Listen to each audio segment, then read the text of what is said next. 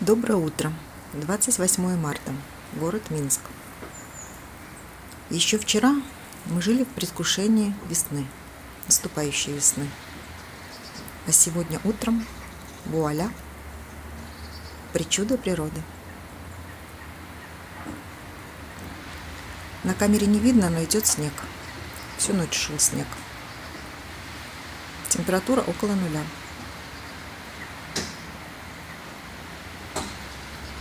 Доброе утро.